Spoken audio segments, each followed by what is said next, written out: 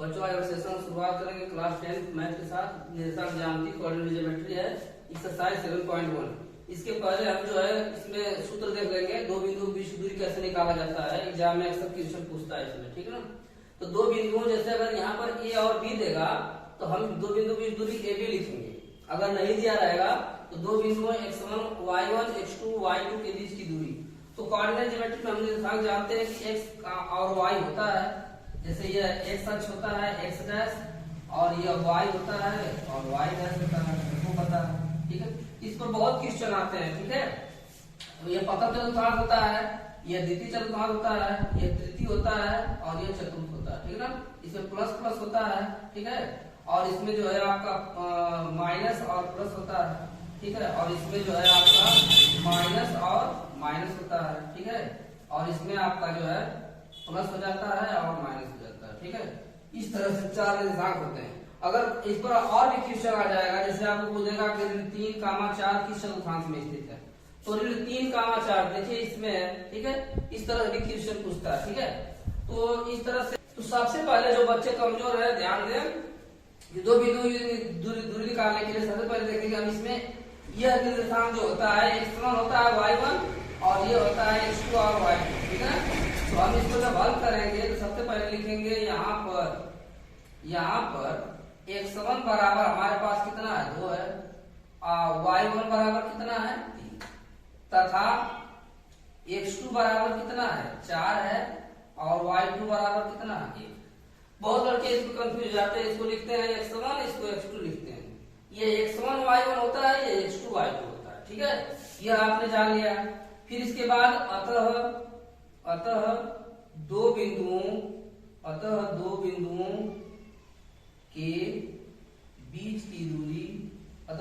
के बीच की दूरी, ठीक है। d बराबर फार्मूला होता है, हमारे पास फार्मूला है ये वहां पे, ठीक है। तो दो बिंदु की दूरी d बराबर हम अंदर रूल चलेंगे, ठीक है। देखिए फार्मूला में क्या है x2 माइनस x1 का होल स्क्वायर। अगर मान लीजिए आपको एग्जाम में कंफ्यूज हो गया, आप x1 माइनस x2 का होल स्क्वायर करेंगे तब पर भी आ जाएगा आंसर, ठीक है। तो x2 का हमारी वैल्यू क्या है 4 है, तो हम यहाँ लिखेंगे 4। अगर बीच में माइनस पहले ये आता है, बीच में पहले से माइनस आता है, अगर ये मान माइनस हो गया तो प्लस हो जाता है। तो x2 माइनस x1 की बात मान क्या 2 है, 2 का पूरे का होल स्क्वायर कर देंगे प्लस y2 माइनस y1 का मान 1 है माइनस y1 का मान 3 है का होल स्क्वायर हो जाएगा, ठीक है। ये हो जाएगा आपका अंडर रूट 4 में से 2 जाएगा 2 का स्क्वायर हो जाएगा, प्लस 1 में से 3 घटेगा तो माइनस 2 का स्क्वायर हो जाएगा, ठीक है। तो ये हो जाएगा अंडर रूट 2 गुना के 4 हो जाएगा। माइनस में भी किसी चीज का वर्क करते हैं तो माइनस खत्म हो जाता है, ये भी आएगा प्लस 4, ठीक है। तो ये हो जाएगा अंडर रूट कितना 8, तो ये होता है 4 गुना 8, ठीक है। ये हमारे पास निकल जाएगा आपका 2 करने में, इसको मात्रक या इकाई लिख सकते हैं, ठीक है। तो दो बिंदु के बीच दूरी आ गया हमारा पहला क्वेश्चन इतना, ठीक है। उसी फार्मूले के हिसाब से आप एग्जाम में लगाएंगे x2 माइनस x1 का whole square plus y2 minus y1 का होल स्क्वायर, ठीक है। और क्वेश्चन पहला का दूसरा पार्ट, ठीक है। अब देखिए बच्चे इसमें और कंफ्यूज हो जाते हैं, माइनस देख के पहले से ही घबरा जाते हैं कि नहीं सवाल कर पाएगा, नर्वस हो जाते हैं, ठीक है। तो इसमें भी कुछ नहीं करना है, इसको हल करना है तो पहले लिखेंगे यहाँ पर x1 y1 x1 x2 नहीं x1 y1 होता है, x2 y2 यहाँ होता है। तो यहाँ पर x1 का मान कितना है -5 है, y1 का मान कितना है 7 है। पहले तो लिखना सीखिए, x2 का मान कितना है 1 है, y2 का मान कितना है 3, ये इतना हो गया। अतः दो बिंदुओं के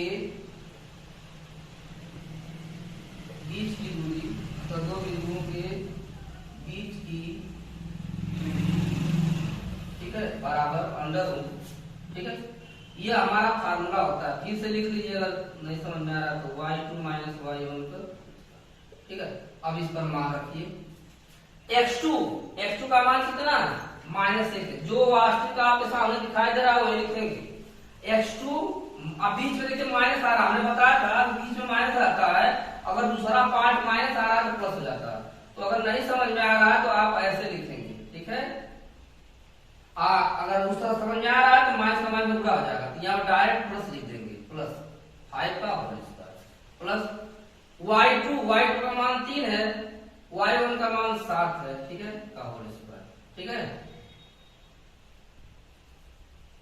इसके बाद अंडर रूट कम वाला माइनस है, ज्यादा वाला प्लस में है, तो उत्तर प्लस में आएगा, ज्यादा में से कम वाला घट जाता है, 4 का होल स्क्वायर आ जाएगा प्लस 3 में से 4 घटाएंगे, जबरदस्ती घटा रहे हैं आप, तो ये -4 का होल स्क्वायर है, तो ये हो जाएगा अंडर रूट 4 को 16, आपने 4 को 16, ये आपका आ गया अंडर रूट 32, तो 16 गुना 32, तो 4 करने में 2 आएगा, यही आंसर हो जाएगा, ठीक है। अब चलते हैं इसका 3। अब देखिए इसको, यहाँ पर x1 बराबर हमारे पास कितना है, a है, y1 बराबर कितना है, b है, तथा x2 बराबर -a है, y2 बराबर कितना -b, ठीक है। तो दो बिंदुओं के बीच दूरी हमने फार्मूला यहाँ लिख दिया। अब यहाँ पर मान रखिए x2 -a है, x2 -x1 का whole square plus y2 -y1 का होल स्क्वायर, ठीक है।